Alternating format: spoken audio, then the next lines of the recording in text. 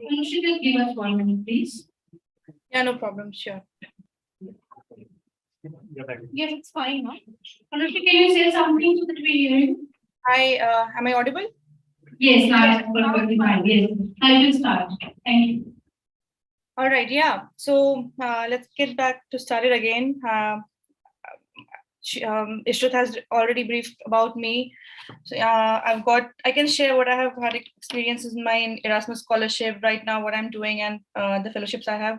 Plus, I would also like to give some more inputs here in the PPT, which might be insightful for some of you or most of you in certain ways, because I think you're at a period where you want to apply for internships or job profiles or master's degree. So mostly I'll be covering for scholarships, especially in Europe, because that's where I have been. That's my well of expertise that I know some of bit now. But yes, of course, you're free to Google and learn more. There's so many more scholarships apart from the ones I'm sharing over here. So to begin with, I would say that some of you might think, how would I go for scholarship abroad and how do I study? If you're financially stable, that's well and good. If your parents are paying or you're taking a loan, that's good. But let me tell you, there are certain more ways where you can just get a scholarship and funding as well. Because it happened the same case for me. I got a scholarship and I got a chance to come abroad, study, and then I got more fellowships. And that's how the whole journey began. So yeah, first slide to begin with, I'm not going to talk much about it. It's more of motivational things. And I think all of you know to have a plan B, to be clear of what you want. And you will see all these quotations everywhere on internet or everywhere. Every motivational speaker will say that to you. And I'm not a motivational speaker, but yes, just a good start. Can we go to the next slide? And so these are for some of the unconventional government opportunities that you should look for. These are mostly in the Delhi, Maharashtra. You might have come across these profiles from the government where you can do an internship with the. So can you please come back to the previous one? Sorry. Yeah. So if you just click on these links, you can just find out more scholarships and opportunities. First, I'm beginning from around because you might take a while to apply for scholarships for UK or Europe or US, anywhere else. But these are also good opportunities that you can do apart from your studies or after your studies by the time you apply. So just to begin with, you can apply for these government scholarships and opportunities that you're seeing in the links. I'll also be sharing this PPT with Manasi and everybody else so that you can have an access. And so next slide, please.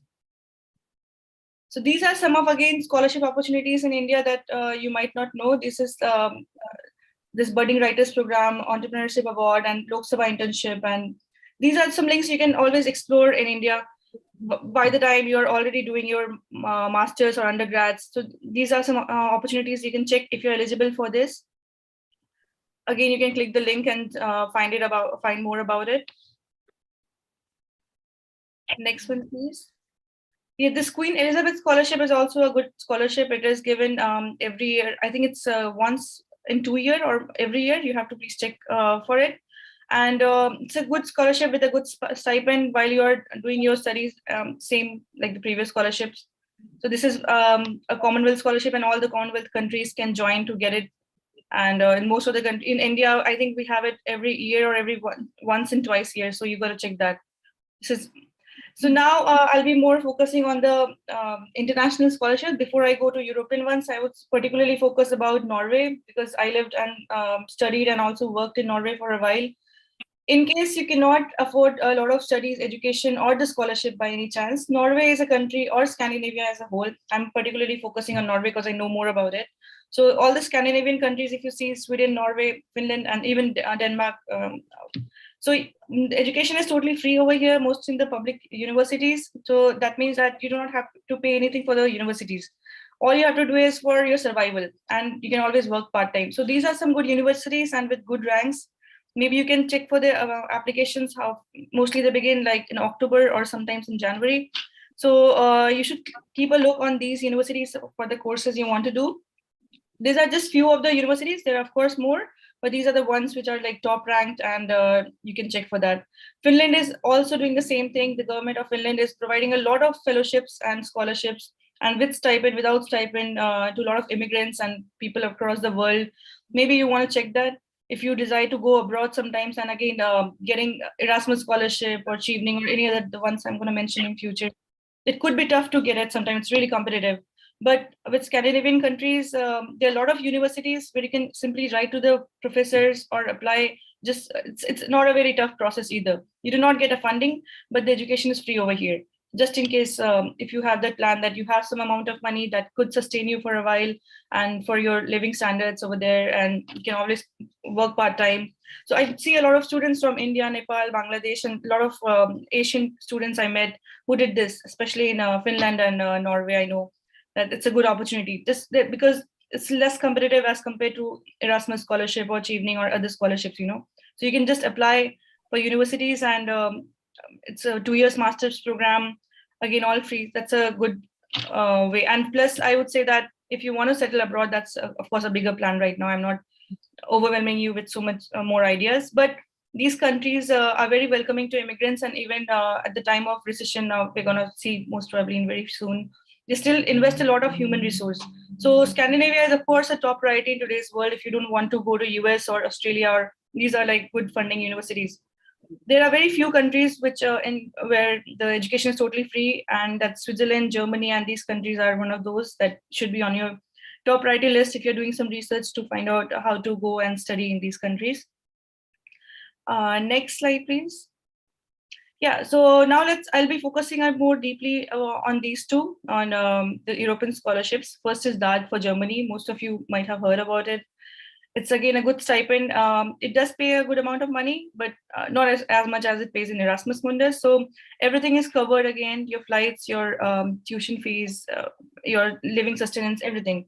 So that scholarship, it also provides accommodation for your family. So it's a good scholarship that you want to look upon. And the process is, again, it's not very complicated as many other scholarships you will find. That's one good thing about Germany and Erasmus Mundus as a whole. So that is one scholarship that should be in your priority list if you want to go to Europe. It's a very prestigious scholarship again. So that's one of them there. I've sent the link as well. Next one is Erasmus Mundus scholarship. Please, the previous one, please. Yeah, so Erasmus Mundus, so I got this Erasmus Mundus scholarship in 2015, and it usually the framework of this scholarship is such a way that you study in 2 to 3 countries. It's really exciting. It's your first time and you've never been abroad. You want to learn so much, explore so much, learn from really prestigious universities and professors and peers. So Erasmus Mundus is a good scholarship. You should really look forward to it if you want to apply. They have about 85 or 90 courses. I'm talking, this is from 2015-16. It might have increased now. So for Erasmus Mundus, there are some 2 or 3 lines and just guidelines I'm going to give you. If you have a paper and pen, you can note down, and you can always Google later on. So it generally begins in October, mid-October. Most of the applications begin mid-October, and it extends until January 15th or February 15th maximum. So what a good idea would be that you already know which courses you want. So once the portal begins, you can always apply. You just need a recommendation letter from your professors and your supervisors if you're working somewhere. So I would strongly suggest that please make a good relationship with your professors already, because you would need them a lot, even after you pass out, for your recommendation letters. And it's really a tough task, to get back to them. Some of them might get retired, and because most of the universities now need recommendation letters from their online portal, from their authentic online portal. So many people might not have it. So it's a good idea to already be in touch with your professors, make a good professional relationship so that they might recommend in your future, and at least make a good relationship with 3 to 4 professors, because everywhere they ask for minimum 2 or 3 professors or any recommendation letters.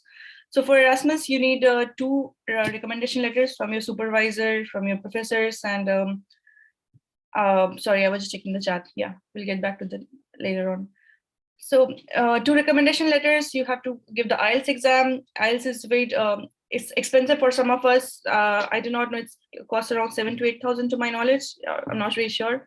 So what worked for me was I was in JNU that time, and I tried to mail the universities that JNU was a partner university with Erasmus in certain programs, and the course of education was in English and medium of instruction was in English. So I got a letter done from my chairperson in the university, and it said that the courses are in English, and it worked for me. I got really lucky, and I had to save a lot of money and didn't give the exam.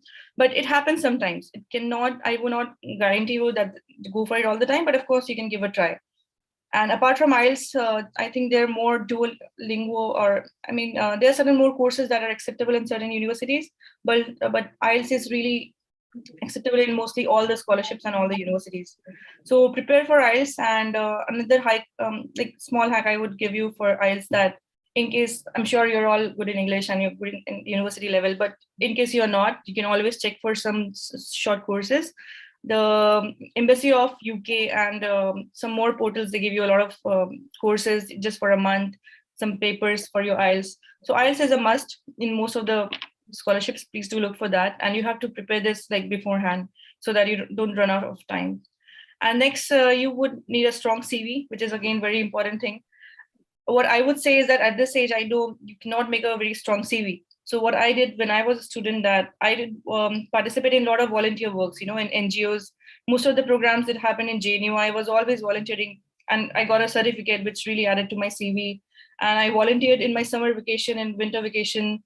So do some extracurricular activities if possible, because it really adds on to your CV. For example, I was in mountaineering, so I thought, why not get a professional degree in mountaineering? I did some courses it was of course a long duration time, 2 months, but yeah, you can do some extracurricular activities. Maybe it would be better if you align your curricular activities with your ambition to what your course you want to do, or what you want to pursue in life.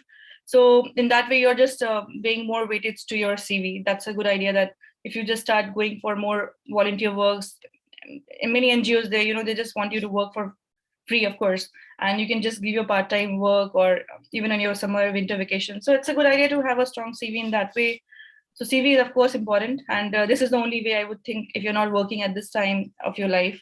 So you can do a lot of volunteer works and just put it on your CV. Another thing, what I would suggest and recommend strongly is that do some courses from Coursera or these free courses that you get. I did some courses from UNITAR, if you know, United Nations Institute of Training and Researches. So it looks very good in my CV, I did some international courses on legal regimes, on environment and climate change. And they were all just short courses, just 6 hours, 4 hours, or 2 days. It depends how much time you want to finish it in. So yes, these courses really makes my CV very strong. It looks like, okay, I've done some more courses apart from my interest and in my interest. So you can do these courses beforehand. Coursera has 2 or 3 months degrees. If that's too much, go for other one-day courses. And even Government of India does give some courses which you might want to look upon, because this will, again, to make your CV look more stronger, you have to stand out of the crowd. For example, if you're a class of 50, and all of you are applying, so if I'm the person who's giving the scholarship, how would I select you? But yes, I would select you if you have a strong CV and if you've done so much more than your peers. That's a good idea. For Erasmus, the last thing what I would say is that you need a very, very strong this SOP, the statement of purpose, the letter. It has to be well written, well formulated in all ways. Usually they want to see on your paper that what you're seeking with the scholarship, how will you help them with this scholarship in future, and how are you going to get benefited from the scholarship. So these 3 to 4 points you have to mention around and play around what's your area of interest and what you have done so far.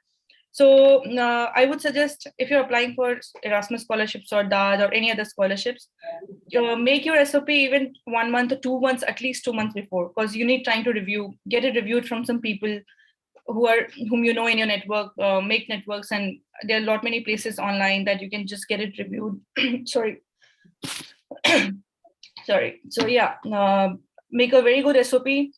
Recommendation letter, you have to, again, the most important thing with these scholarships is that you have to plan in advance, because you never know when your professor is on leave or your professor is really busy, they might not give you the recommendation letter.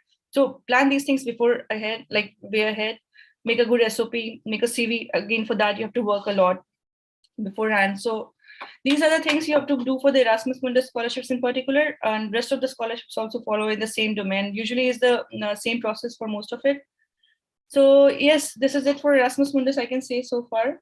And you can apply for at least minimum three courses. You can, it's free of charge. You do not pay any money to apply for these courses. There might be some fake or some other networks that might ask you money. Never trust that, because these are all free. Some scholarships, they ask you to get the documents in mail. That would take some money. It happened for me in my case. So I had to courier my all documents to Germany, and then it did take like 2,000 rupees, and it was a lot of money for me at that time. But yes, that happened that time. But in today's time, of course, most of the times, most of the things are online, and it's just easy.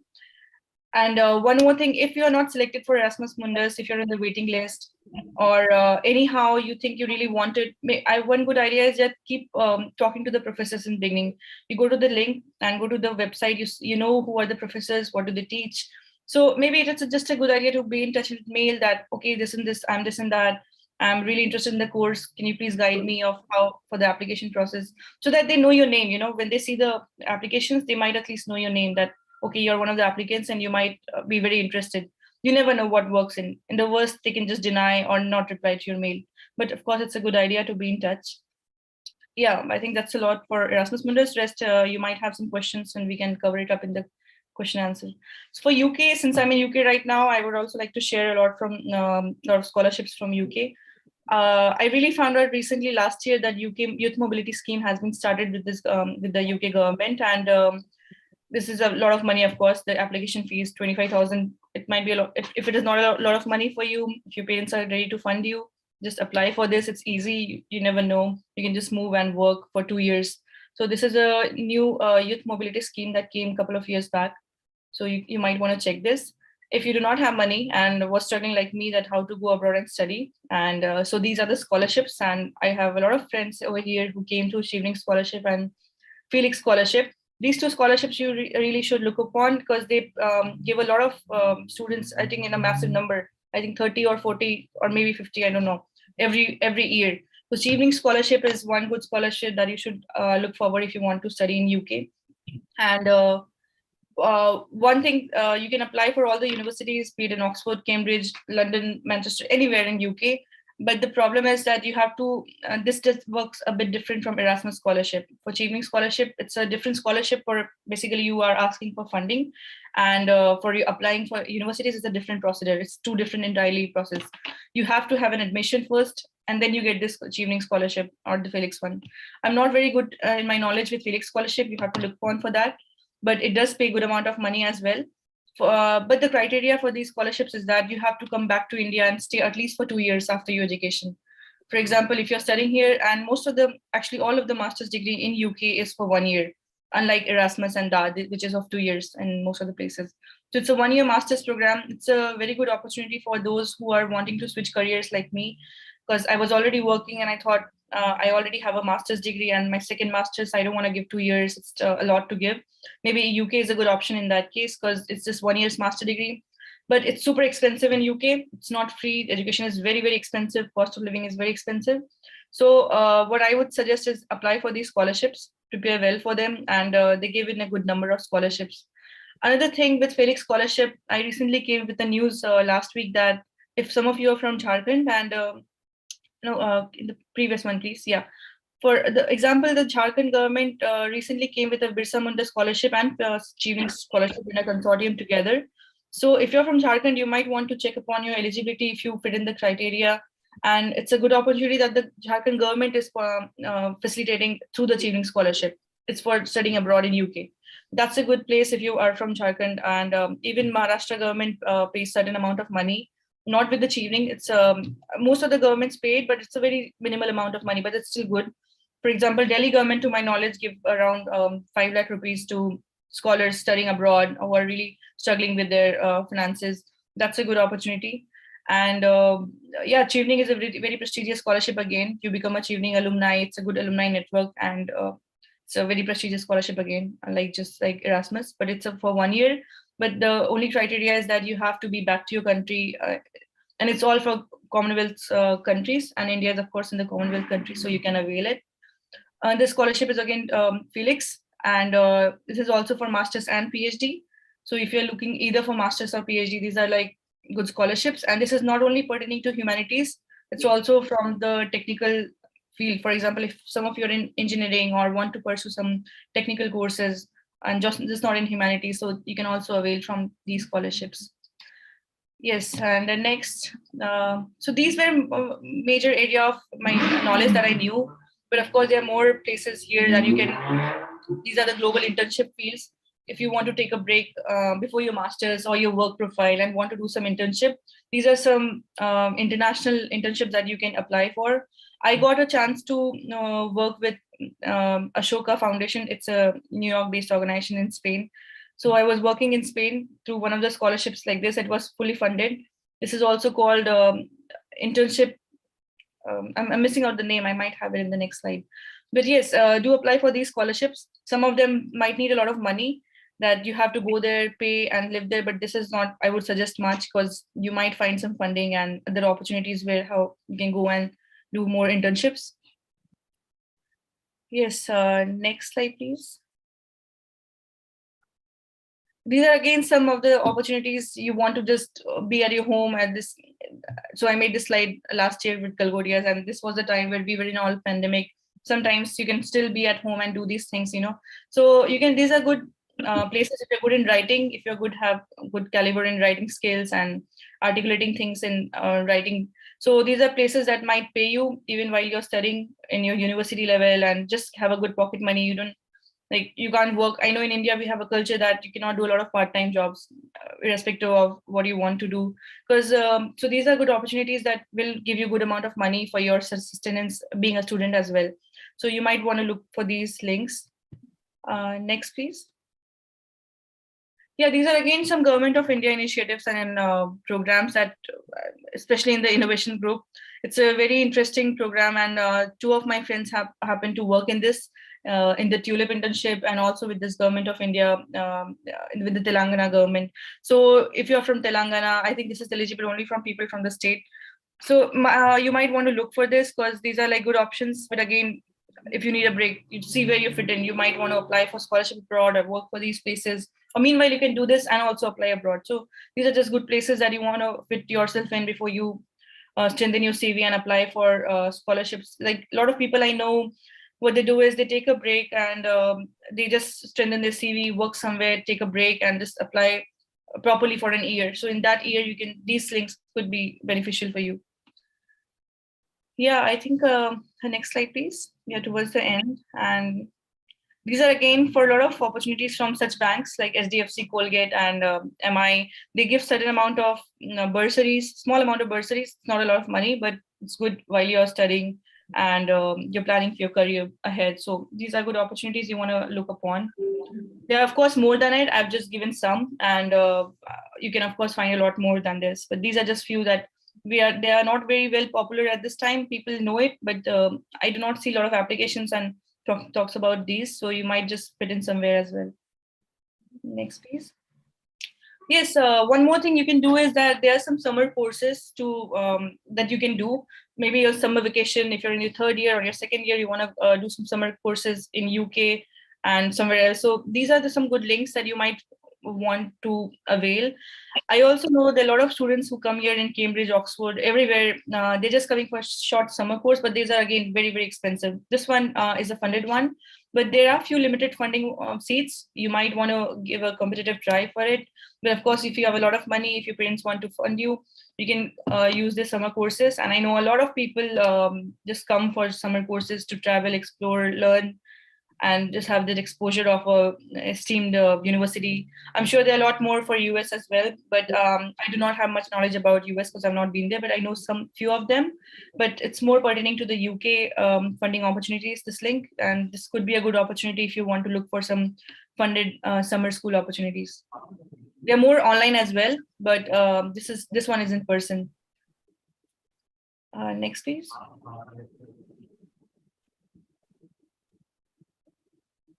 Yes, this is a very important slide, and why I say that, most of you might get admission in UK, Europe, or US, anywhere else, and you are not being able to get a lot of funding. Your parents might not have that much money to fund you, or you might not get the scholarship or get a loan from the bank. So these are some places, and it's a good it's a good site that you can ask for funding from these places. But I would suggest that keep applying for these places beforehand. For example, when you apply for admissions, if you get an admission, you can apply for these places. And last one is from Pakistan. I mean, this is for majorly for Asia. Of course, you're not getting anything from Pakistan, but these ones, it's a good opportunity for if you're from Asia and you might want these funds for your studies, for scholarships, for some conferences if you want to go. For example, Asian Development Bank, the second number in the list. So ADB gives a good amount of money. Again, the criteria is that you come back to your country, in your host country, and work there for 2 to 3 years. I'm not sure the amount of years, but yeah, it's about that you have to come back to your host country. So after your education, but they fund it, you get fully funded, you get partial funded. So ADB is a good place, and they give a lot of scholarships to the girls, especially. And for boys, of course, yes, but for girls, they are more, they're empowering women and girls more, and there are a lot of funding opportunities for girls. So more Women's Fund Asia is also funding a lot to the women who wants to study abroad or who wants to, I think this is also for UK, only if you've got an admission in UK. So you might want to check the criteria if you want to fit in that, but these are mostly for places. There are some science and engineering boards as well, which gives for our technical field of study, and some from science for this Department of Biotechnology, but they give a little amount of money, I know, but you can still give a try if you're in this field. So these are again a good, you might want to save this screenshot or the slides screenshot, because this is a good place that it's a last resort, if you do not get any funding, no scholarships, no money. So you can always ask for this funding opportunities. And very recently, I've seen some people going for some crowdfunding. I would restrain myself to comment much about it because I do not know how it works. But I see a lot of people going on the Milab Foundation or something to get a funding for themselves to study abroad. And it's a very exhausting process. It's not easy. I know some people who are doing it, but I would not comment much on it. I do not know it's not an easy process, of course. I mean, talking psychologically or financially, you have to really ask a lot of people. That's also one of the options. Look for yourself, but I'm not backing it from my side. So yes, I think these are some of the opportunities that we had. And thank you for having me here, and all the very best to all of you who are at your verge of applying for scholarships or your career profiles at the beginning stage. Good luck to all of you. Yeah, that's it from my side. If you have some questions, we can talk about it. Thank you, Anushree ma'am, for this insightful lecture. I'm sure this will help our students to apply for a scholarship in Europe. Now, floor is open for question and answer round. Students who have any queries can come forward to ask their questions.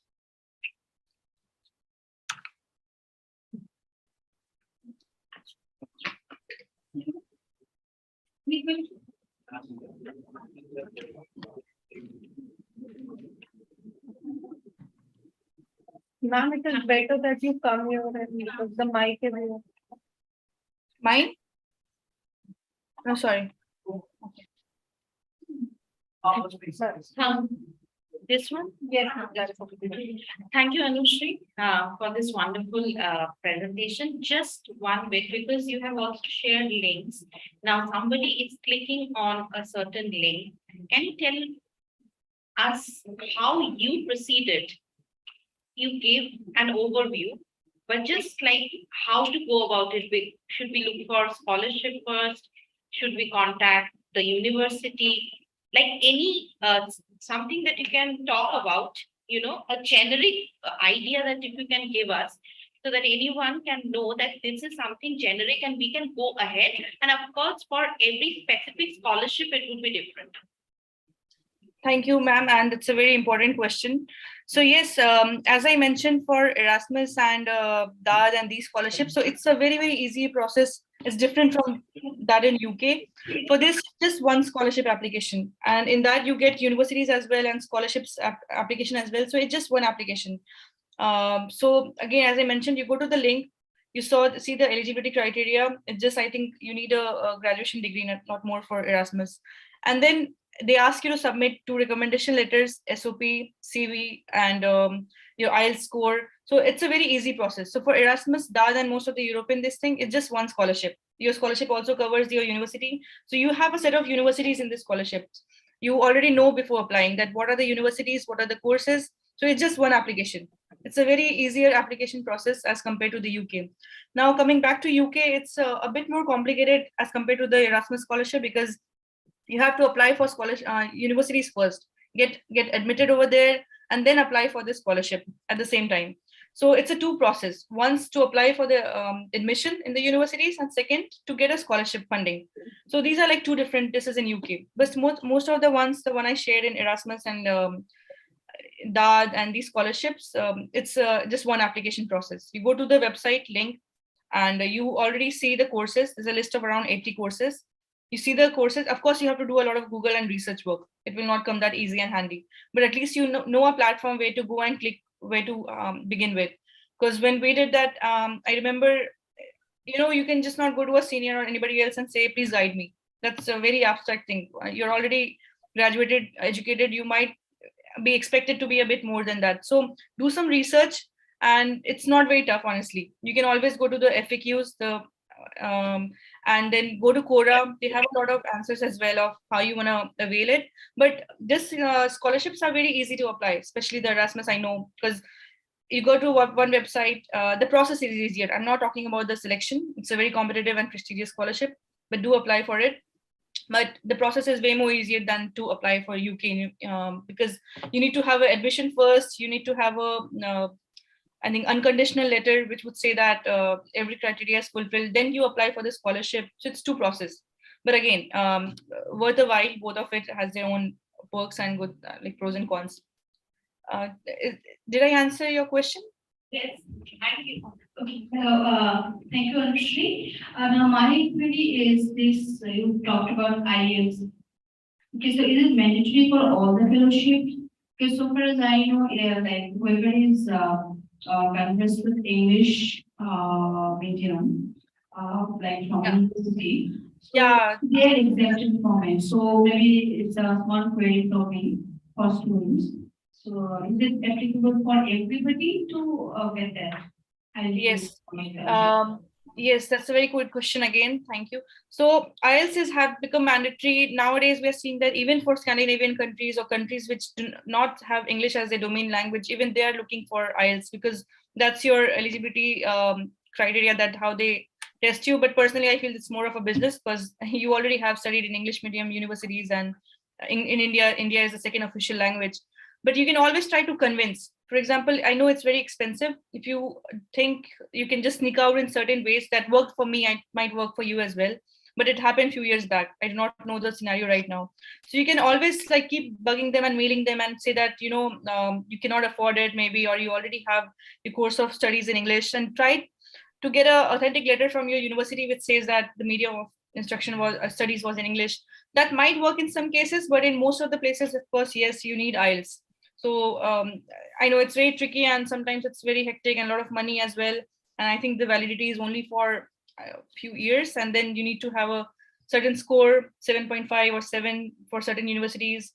For the top rank universities, for the second level top rank universities, it's about 6. So it's very exhausting.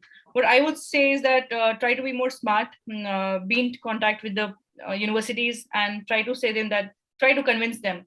I also know that some of the universities accept during this pandemic that if you had a good grade in 12th standard, it was more than 80 or 70, I think you're also accepted, and you can abide by like not giving IELTS. So you have to be very smart in trying to convince them that you had this much of grade in English, and you have already proven your track record working in an English university, studying in an English university, and the medium of education was English. So that's a good idea. You can always try to convince them. Like I did a lot. Like I knew that I couldn't afford so much money for IELTS, and it's not easy for all of us all the time. So maybe you want to give that a try. And if for the worst case, I think you have to give a IELTS, because it's becoming mandatory in most of the places I know. But yes, as I know, some people here in UK recently who came just without IELTS, saying that you had a good grade. So it depends on the university. So they might accept you if you had a good grade in your 12th standard in your English, and maybe if your university is a partner university with some other college or university. So you have to explore a bit if you do not want to give the IELTS and want to sneak out in certain other ways. But overall, IELTS is compulsory for application. Anyone else? who wants to-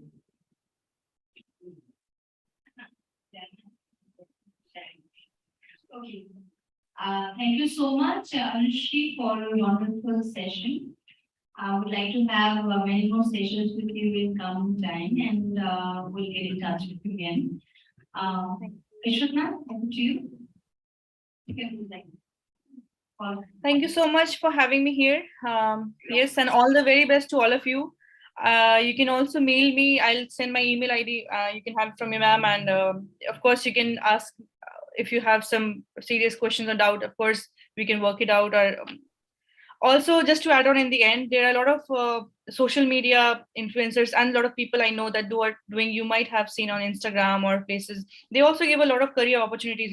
It's one click and you know that they give you in short reels where you see that you can apply to these universities or countries for free or this much money. So maybe if you're following on Instagram, if you use social media, you might want to follow these handles as well, which might be beneficial for you. They give you a lot of hacks of how to do it, and it could turn out for your good. You never know. Thank you, Anushree, for joining us in today's session. Thank you so much and have a good day, everyone, and all the best. Bye. Okay. Bye-bye. So I can leave, yeah? Yes, ma'am. I can leave it right now, yes? Okay, yes. Sure. All right. Bye-bye, everyone. Bye-bye. Bye.